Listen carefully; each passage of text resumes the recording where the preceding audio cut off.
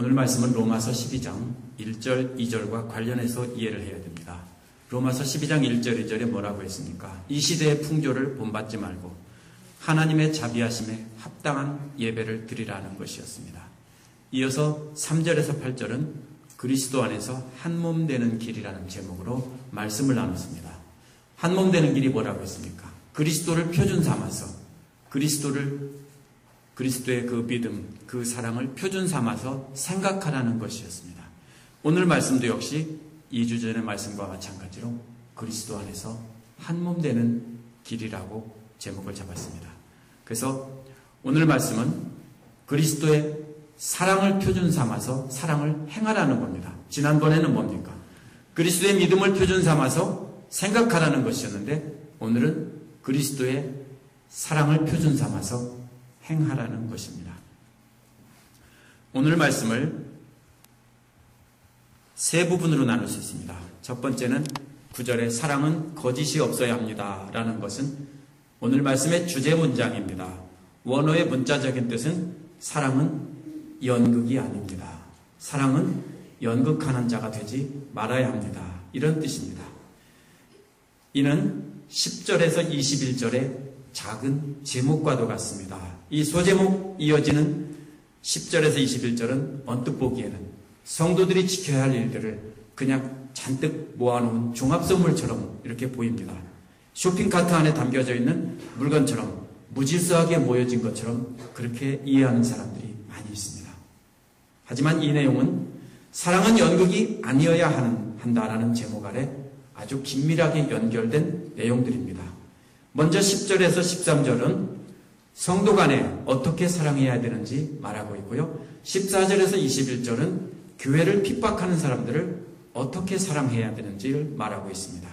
이 사랑은 우리 주 예수 그리스도께서 가르치시고 몸소 시범을 보이신 거짓없는 사랑입니다.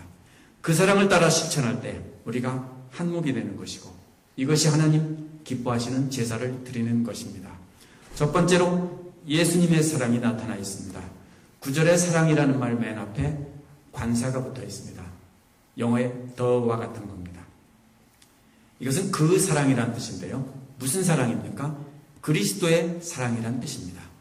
그리스도의 사랑에는 거짓이 없어야 한다는 말입니다. 그리스도의 사랑을 실천하는데 거짓이 있으면 안 되는 겁니다. 거짓이 없어야 된다는 말이 뭐라고 했습니까? 연극 배우가 아니라는 말이고 또 가면을 쓰지 말아야 한다는 뜻입니다. 이는 예수께서 유대인 지도자들에게 외식하는 자다라고 한 말과 똑같은 말입니다. 왜 그렇게 책망하셨는가 하면 예수님 자신이 거짓없는 사랑을 베푸셨기 때문입니다. 내가 거짓없는 사랑을 베푸는데 너희들은 왜 나를 핍박하고 공격하냐 한 것입니다. 이러한 예수님의 사랑은 악한 것을 미워하고 선한 것을 굳게 잡는 것입니다. 악한 것이란 예수님의 사랑을 반대이고 대적을 의미합니다. 누가 악한 대적입니까? 어렵게 생각하지 마세요. 가면 쓴 사랑을 하는 사람이 바로 악한 대적입니다. 충격적이죠. 가면 쓴 사랑을 하는 것이 바로 악한 대적이에요. 왜냐하면 예수님 당시에도 악한 대적은 가면 쓴 사랑을 하는 사람이고 로마 교회도 역시 가면 쓴 사랑을 하는 사람들이 대적이었습니다. 그렇다면 선한 것을 굳게 잡으라 해서 선한 것은 뭡니까? 예수 그리스도의 사랑을 다른 말로 바꾼 것입니다. 가면을 쓰지 않은 진짜 사랑을 굳게 잡으라는 것입니다. 굳게 잡으라는 말은 단단히 붙어 있으라는 말인데요. 연합을 의미합니다. 가면 쓰지 않은 사랑으로 연합해서 한 몸이 되라는 뜻입니다. 진짜 사랑으로 연합해야 하나가 된다는 뜻입니다. 어째서 예수님의 사랑으로 단단히 붙어 있으라고 했을까요? 당시에 로마 교회는 서로 갈라져서 싸우고 있었습니다. 지난번에 말씀드렸지만 AD 49년 클라우디우스 황제의 칙령으로 로마에 있는 유대인들이 다 쫓겨났습니다. 당시의 황제의 칙령은 황제가 죽으면 취소되는 것입니다. 그래서 클라우디우스가 죽고 AD 54년에 네로가, 그 유명한 네로가 황제가 되자 그 칙령은 취소가 되었습니다. 그래서 유대인들은 돌아왔을 것입니다. 원래 유대인 신자들이 이방인들을 전도했기 때문에 처음에는 유대인 신자들이 교회 지도자들이었어요. 이 사람들이 없는 5년 동안 이방인들이 지도자가 돼서 지도권을 행사하고 있었습니다. 그런데 돌아온 유대인들은 자기들이 가르치고 전도한 사람들이기 때문에 자기들이 주도권을 잡으려고 하고 이 사람들을 아래로 보고 이렇게 누르려고 했던 그런 것입니다. 그러다 보니까 그 안에서 뭐가 일어났습니까? 싸움이 일어났습니다. 그래서 여기서 뭡니까? 거짓 없는 사랑으로 그리스도의 사랑으로 하나가 되라 이렇게 권면하고 있는 것입니다. 두 번째로 성도 간의 관계가 나와 있습니다. 10절에서 13절은 형제 사랑이라는 말로 시작해서 이방인 사랑이라는 말로 끝납니다. 재미있죠? 형제 사랑으로 시작해서 이방인 사랑이라는 말로 끝납니다. 이는 로마 교회의 문제점을 분명히 드러낸 것입니다. 예수님의 피로 하나가 된 하나님의 가족인 성도들은 형제 사랑을 하지 않고 서로 파가 갈려서 나눴고 싸웠기 때문입니다. 그래서 10절은 형제 사랑으로 서로 사랑하라 이렇게 했습니다. 또 외부인들에게는 그리스도의 사랑을 보여줌으로 전도해야 되는데 자신들만이 하나님의 자녀라고 생각하고 있었습니다. 그래서 외부인들에게는 손님 대접하기를 힘쓰라 하는 것이 바로 뭐냐면요. 바로 이방인 사랑으로 이방인을 사랑하라 하는 그런 뜻입니다. 로마교회 성도들도 처음엔 예수님의 사랑으로 하나 되었을 것입니다. 그런데 시간이 흐르면서 예수님의 사랑을 잊고 예수께서 책망하시던 바리새파 사람처럼 외식하는 종교인이 되어 있었던 것입니다. 그래서 바울이 12장 2절에서 이 세대를 본받지 말라고 한 것도 이처럼 껍데기만 거룩한 사람들을 본받지 말라고 한 것입니다. 10절에서 13절은 어떻게 하면 단단하게 하나로 붙어 있는지 방법을 나열하고 있습니다. 먼저 10절에서 형제 사랑은 서로 다정하게 대하며 했죠. 형제 사랑이라는 말은 필라델피아입니다. 잘하는 말이죠. 필로스라는 말은 형제 사랑이라는 말인데요. 사랑이라는 말인데 거기에다가 아델포스라고 하는 형제라는 말을 붙여서 만든 합성어입니다. 그래서 형제 사랑이라는 뜻입니다. 또 다정하게 지내며라는 말도 역시 필로스로 시작하는 말입니다. 이 말은 필로스트로고이라는 말인데요. 자녀에 대한 부모의 사랑을 뜻하는 말입니다. 따라서 형제 사랑과 부모의 사랑으로 서로 사랑하라 하는 말입니다. 무슨 말입니까? 너희들은 한 가족이다 이 말이에요. 그런데 부모의 사랑을 오해하면 어떻게 합니까? 사랑은 안 하고 부모처럼 존경만 받으려고 하기 쉽습니다. 그래서 한마디 덧붙인 것이 존경하기를 서로 먼저 하라는 것입니다. 먼저 하라는 말은 존경하는 데서 주도권을 잡으라는 뜻입니다. 저들은 존경받는데 주도권을 잡으려고 싸운 것입니다. 그런데 너희들 잘못됐다. 뭘 해야 되냐? 존경받는데 주도권을 잡지 말고 존경하는데 주도권을 잡아라. 이렇게 말한 것입니다. 오늘날도 교회의 문제는 형제자매처럼 사랑하지 않기 때문에 생깁니다. 부모처럼 사랑하지 않기 때문에 생깁니다. 사랑은 안 하면서 주도권을 잡으려고 하는 데서 다툼이 생기는 것입니다. 하지만 먼저 남을 존경해 주는데 주도권을 잡는다면 다툼은 사라지게 마련입니다. 만약 여러분 중에 존경받는데 주도권을 잡으려고 애를 쓰신 분이 혹시 계시다면 뭡니까? 가면 쓴 사랑을 하고 계시다는 것을 인식하셔야 되고 그것은 바로 악이고 그리스도의 대적이라는 것을 아셔야 됩니다. 아주 간단합니다. 교회에서 존경받으려고 하지 마세요. 나발라 하지 마세요. 그건 악이에요. 이러한 형제사랑의 에너지는 거저 나누어 줘야 합니다. 그렇지 않으면 그 에너지는 사라져버립니다. 그래서 11절에서 열심을 내어서 부지런히 일하며 라고 했습니다.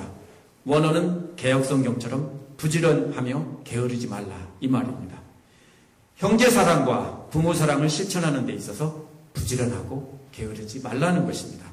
이러한 사랑을 실천하는 것은 영적인 열정의 자연스러운 표현이지 도덕적 의무에 대해서 억지로 순종하는 것이 아닙니다. 성령으로 뜨거워진이라는 말은요, 원래 물이 보글보글 끓는 것을 말합니다.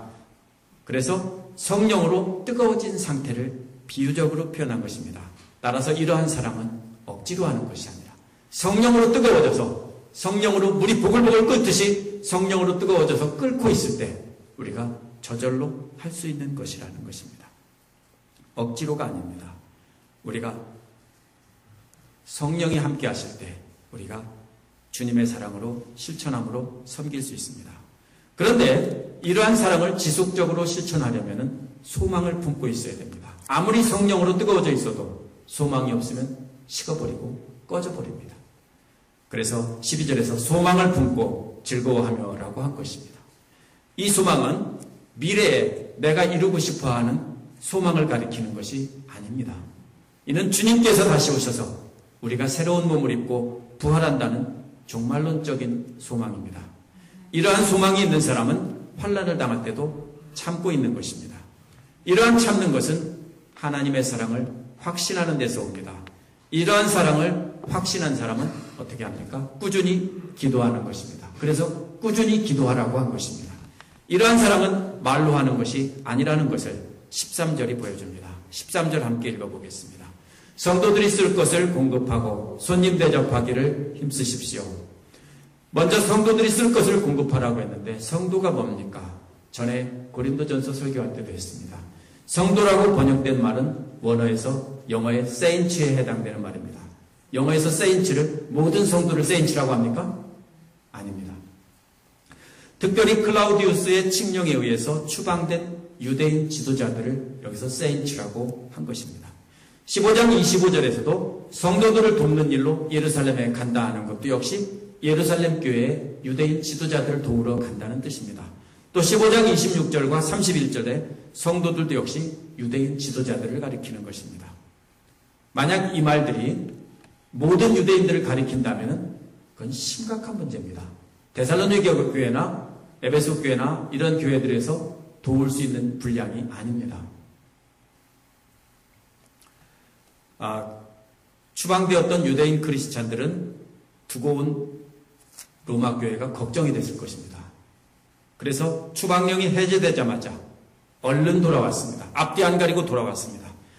그런데 저들은 뭡니까? 쓸 것도 없고 생활할 것도 없고 아무것도 없는 상태입니다. 저들에게 쓸 것을 공급해 주지 않는다면 저들은 교회를 섬기는 일을 할 수 없기 때문에 그러한 사람들이 생활할 수 있도록 해주라 하는 것이 성도들의 쓸 것을 공급하며 라는 말입니다. 그 다음에 나오는 손님 대접하기를 힘쓰라는 말에서 손님 대접이라는 말은 이방인이나 외국인 사랑이라는 뜻입니다. 손님 대접하기를 힘쓰라는 말은 문자적으로 보면 이방인 사랑을 추격하라는 말입니다. 추격이 뭡니까? 가만히 앉아서 찾아오는 사람에게 나눠주라는 뜻이 아닙니다. 도망가는 죄수를 쫓아가듯이 적극적으로 쫓아다니면서 어떻게 합니까? 나누어주라는 것입니다. 이방인이 누굴까요? 로마교회 성도들에게는 쫓겨났다가 돌아온 유대인들이 바로 이방인입니다. 유대인 크리스찬들일 것입니다. 저들은 돌아오긴 했지만 로마에서 떠돌이 여행자와 같은 삶을 살았습니다. 그랬기 때문에 저들에게 대접하고 공급하라는 것입니다. 둘 다 보면 뭡니까? 지금 돌아온 유대인 크리스찬들을 도우라는 것입니다. 지금 갈라져 싸우고 있는데 도우라뇨. 10절에서 13절은 추방되었다가 클라우디우스 칙령이 취소되어 돌아온 로마의 유대인 신자들의 지도자에 관한 이야기로 이해해야 합니다. 저들은 가족 간의 사랑으로 저들을 받아들여서 필요한 것을 공급해 주라는 것입니다. 이 부분은 거짓 없는 사랑은 말로 하는 것이 아니라 어떻게 하는 것이라고요? 물질로 도와주라는 것입니다. 말로만 하는 사랑은 가면 쓴 사랑이고 거짓 있는 거짓 사랑이라는 것입니다. 사랑이 필요한 성도들에게 필요한 물질을 공급해줘야 그것이 진짜 사랑이라는 것입니다. 두 번째로 세상과의 관계를 설명하고 있습니다. 14절에서 21절은 성도들이 세상과 어떤 관계를 맺고 살아야 하는지 가르쳐주고 있습니다. 클라우디우스의 추방령이 해제되자 로마 교회의 유대인 신자들이 되돌아왔습니다. 지도자들과 신자들이 돌아왔습니다. 하지만 돌아온 사람들은, 유대인들은 신자들만이 아니었습니다. 아까 비디오에서 본 것과 같은 유대인 크리스찬들을 죽이고 핍박하던 유대인들도 함께 돌아왔습니다. 유대인들이 로마에서 추방된 동안에는 이방인들만 있었고 성도들만 모였기 때문에 교회 안에서는 평화가 있었고 핍박도 사라지고 안전했을 것입니다. 그러나 유대인들이 돌아온다는 소식은 곧 크리스찬들에 대한 핍박을 의미하는 것이었습니다. 저들은 이방인들에 대해서 기독교는 잘못되었으니까 유대교로 돌아와야 된다라고 했습니다. 왜냐하면 대부분 이 이방인 신자들은 유대교 안에 있던 유대교를 순종하던 경건한 사람들이었었어요. 근데 그 사람들이 기독교인이 된 거예요. 저들이 돌아와서 뭐라고 합니까? 너희들 잘못됐다. 기독교로 다시 유대교로 돌아와야 된다 하고 했을 것입니다.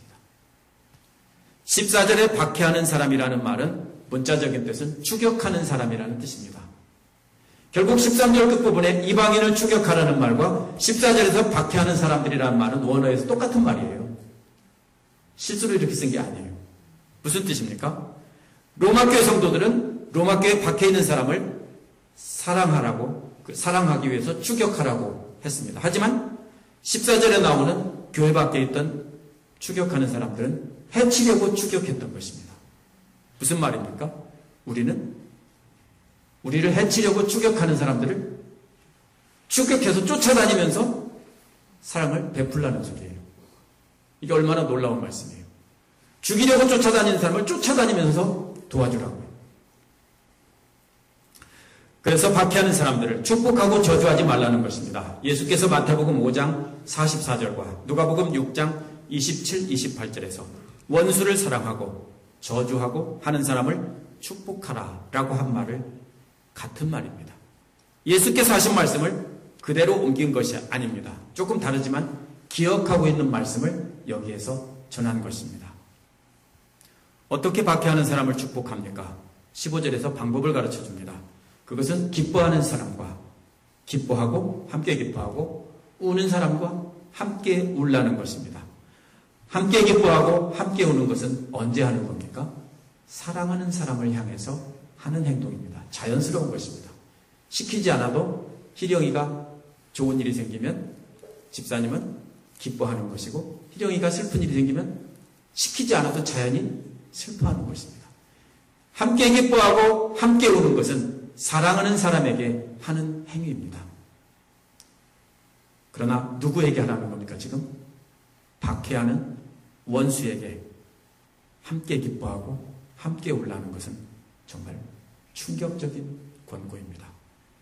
이는 추방을 경험하지 않은 이방인 크리스찬들은 추방당했다 돌아온 유대인 박해자들과 함께 기뻐하고 함께 아파해야 한다는 것입니다. 함께 기뻐하라는 말이 울라는 말보다 먼저 나옵니다. 이게 큰 의미가 있습니다. 어려운 처지에 있는 사람과 함께 우는 것은 그래도 해볼만 해요. 안 됐으니까 울 수 있죠. 그런데 기쁜 일이 생겨서 기뻐하는 사람과 함께 기뻐하는 것은 어려운 일입니다. 내 사랑하는 아들, 딸이 내가 해보지 않은 것을 할 수 있게 되었다면 기쁜 일입니다. 그렇죠? 내가 대학을 못 다녔는데 내 아들, 딸이 좋은 대학에 합격했다면 기쁜 일입니다. 그런데 내가 대학을 못 다녔는데 내 원수가 대학에 합격했다면 배 아픈 일입니다. 그때 함께 기뻐해 줄 수 없어요. 근데 뭐라고 했습니까? 나는 진급시험에서 떨어졌어요. 그런데 내 원수는 진급시험에 합격했어요.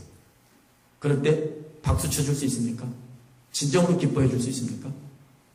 어려운 일이에요. 바로 그런 때 함께 기뻐해 주라는 겁니다. 원수가 합격했다면 함께 기뻐하고 또 원수가 슬픈 일이 생기면 함께 울라는 것입니다. 이것은 바울이 생각해낸 명령이 아니라 원수까지도 사랑하라고 한 예수님의 가르침을 따라 부탁하고 있는 것입니다. 자신을 박해하는 원수에게 기쁜 일이 생겼을 때 함께 기뻐해주고 그다음에 그 사람의 기분이 어떻겠습니까? 자신을 박해하는 원수에게 슬픈 일이 생겼을 때 함께 가서 울어준다면 그 사람 기분이 어떻겠습니까? 함께 기뻐해주고 함께 울어주는 것만큼 좋은 사랑은 없습니다. 만약 그렇게 사랑한다면 자신을 박해하던 원수의 마음에 있는 적대감이 사라질 것입니다. 왜 그렇게 명령하라고 하고 있습니까? 바울의 마음에는 유대인 크리스찬이나 나머지 유대인들이나 다 전도의 대상이었기 때문입니다. 저들도 불쌍한 사람이야. 쫓겨났다가 겨우 돌아와서 너희들을 박해하고 있지만 저들 불쌍한 사람이야. 저들 위로해주고 도와주고 물집도 주고 이렇게 하라는 것. 박해하는 자들에게 어떻게 해야 하는지 16절에서 계속 말하고 있습니다. 16절 함께 읽겠습니다. 서로 한 마음이 되고 교만한 마음을 품지 말고 비천한 사람들과 함께 사귀고 스스로 지혜 있는 채 마십시오. 한 마음이 되라는 말은 겸손하라는 말입니다. 결국 다음에 나온 교만한 마음을 품지 말라는 말과 같은 말입니다. 바울 당시 살았던 필로라는 사람은 교만한 마음이라고 번역한 말을 하나님에 대한 지식의 수준이 최고에 달한 것을 뜻한다라고 했습니다. 하나님에 대한 지식을 자랑하다 보면 유대인들과 싸울 수밖에 없습니다.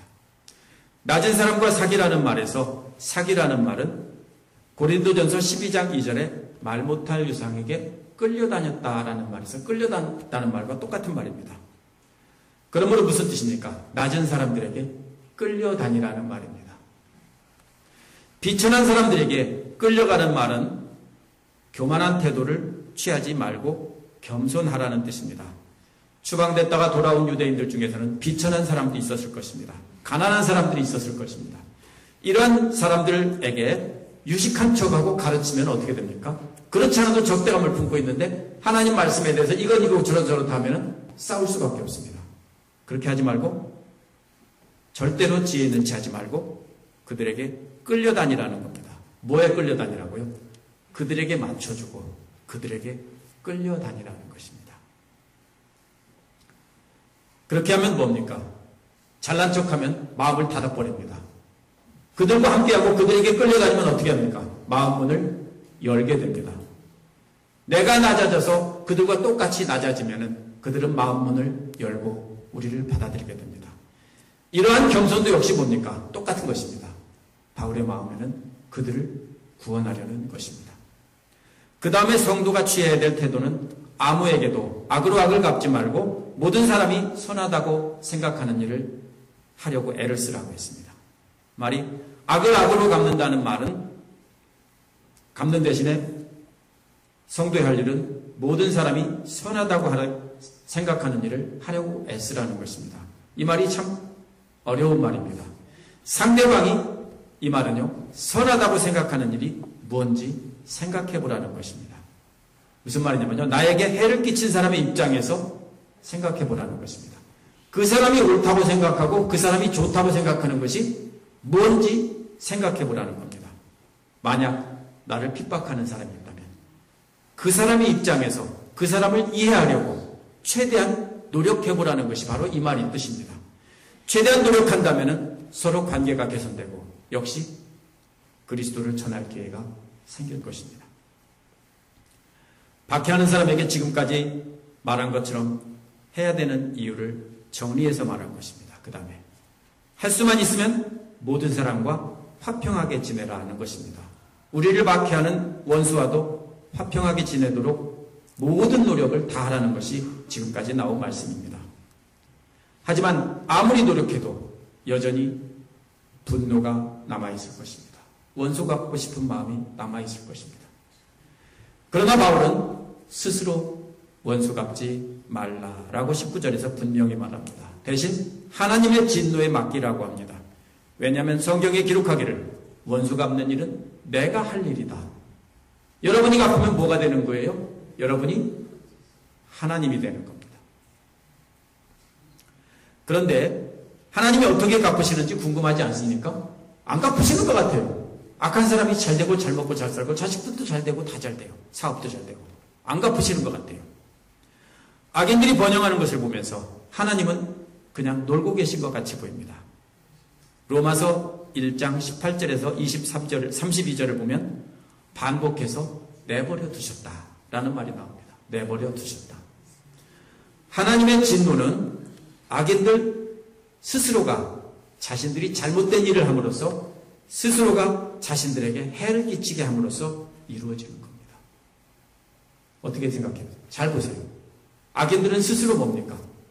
망할 짓을 계속해서 스스로 망하는 길로 가고 있습니다.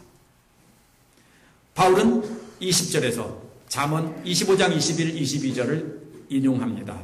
내 원수가 줄이거든 먹을 것을 주고 그가 목말라 하거든 마실 것을 주어라. 그렇게 하는 것은 내가 그 머리에 숯불을 쌓는 셈이 될 것이다. 먹을 것과 마실 것 주라는 말은 이해하기 어렵지 않죠. 하지만 머리에 숯불을 쌓는 셈이 될 것이다 라는 것은 조금 어렵습니다. 뭔 뜻입니까? 여러 가지 해석이 있습니다. 어떤 사람들은 친절을 베풀어서 원수를 책망하는 것이다 라고 말합니다. 어떤 사람은 회개케 하는 것이다 라고 말합니다. 둘 다 확실한 증거는 없습니다. 분명한 것은 뭡니까? 해를 끼치는 게 아니에요. 뜨거운 숯불을 머리다 올려놔서 머리 태우라는 뜻이 아니에요. 절대로 그런 뜻이 아닙니다. 머리에 숯불을 쌓는다는 것은 해를 끼치는 것이 아니라 그 사람을 치료해주고 그 사람에게 도움을 주는 것입니다. 불씨를 옮기는 것은 어떤 것입니까? 좋은 일입니다. 따라서 숯불을 머리에 쌓는다는 것은 상대방에게 감동을 주는 그런 행위입니다. 원수에게 감동을 줄 만큼 그렇게 친절을 베푸는 것이라는 것입니다. 그러면 그 원수는 어떻게 된다는 것입니까? 회개하고 하나님께로 돌아올 것이다. 이런 뜻입니다. 12장 2절을 발전시킨 것입니다. 하나님의 기뻐하시고 선하시고 기뻐하시고 완전하신 뜻을 분별하는 것은 바로 악에게 지지 말고 선으로 악을 이기라는 것입니다. 악에게 싸울 때 뭘로 싸웁니까? 선으로 이긴다는 것입니다. 바울의 마음에 있는 악이라는 것은 뭡니까? 로마에 돌아온 박해자들입니다. 또 교회 안에 있는 가면 쓴 사랑을 하며 진짜 사랑하는 사람들을 은근히 핍박하는 사람들이 바로 악입니다. 그들에게 위에서 말한 대로 선을 베풀므로써 이기는 것입니다. 선이 뭡니까? 진짜 사랑입니다. 진짜 사랑을 하면서 이기는 것입니다. 그 목적이 뭡니까? 한 명이라도 더 구원하려는 것입니다. 하나님은 우리의 행한 선행을 통해서 사람들이 돌아오는 것을 기뻐하시고 그것이 가장 큰 예배이기 때문입니다. 오늘 말씀의 결론을 맺겠습니다. 그리스도 안에서 한 몸 되는 것은 하나님을 기쁘시게 하는 것입니다. 그것은 가면을 벗고 거짓없는 사랑을 해야 하는 것입니다. 그 사랑으로 서로 하나가 될 수 있는 것입니다. 가면을 벗은 진실한 사랑은 형제처럼, 가족처럼, 부모처럼 사랑하고 먼저 주도권을 잡고 존경하는 것입니다. 존경받으려는 마음 때문에 다툼이 생깁니다. 존경받으려는 것은 하나님과 원수가 되는 것이고 악입니다. 사랑하고 존경하는 것은 하나님이 기뻐하시는 선입니다. 주님 오실 날을 소망하며 하나님 기뻐하시는 선을 열정적으로 지속적으로 계속 행해야 합니다. 가면 쓴 사랑인지 진실한 사랑인지 뭐가 말해줍니까? 물질이 말해줍니다. 그래서 추방되었다가 돌아온 교회 지도자들이 쓸 것을 공급해주고 또 돌아온 다른 성도들 대접하기에 전력을 다하라고 한 것입니다. 바울이 그렇게 말한 이유는 한 사람이라도 더 구원해서 하나님을 기쁘게 하려는 것입니다. 오늘날 선교사님들과 목사님들 중에서 열심히 사역하다가 중도에 그만두고 비즈니스를 차리는 분들이 계십니다. 저는 그분들을 욕하고 싶은 생각 하나도 없습니다. 대부분 이유가 뭔지 아세요? 경제적으로 너무 힘드니까, 서포트가 안 되니까 자식들이 있는데 그만두고서 비즈니스를 하는 겁니다. 이것은 누구의 잘못입니까? 성도들의 잘못입니다. 헌금을 하는 가장 큰 이유는 교회 건물을 크게 세우는 것이 아니고 목회자와 선교사들이 목회와 선교에만 전념할 수 있게 해주는 것입니다. 부귀영화를 누리게 해달라는 것이 절대로 아닙니다. 일용할 양식을 공급해 주라는 것입니다. 오늘날의 일용할 양식이란 생활할 수 있게 해주는 것입니다. 오늘도 먹을 것과 입을 것을 고민하는 목회자와 선교사들이 전 세계에 많이 있습니다. 그분들이 목회를 안 한다면 잘 먹고 잘 살 수 있고 건강하게 살 수 있는데 목회하기 때문에 선교하기 때문에 어려움을 당하는 분들이 있습니다. 어떤 곳에는 한인 인구가 적어서 교회가 없는 곳도 있어요. 그런 곳에 교회를 세우고 싶은데 한인 인구가 적어서 서포트를 할 수가 없으니까 교회가 못 생깁니다. 생기지 못합니다. 복음 전하고 양육하는 일은 비즈니스가 아니에요. 그래도 해야 돼요.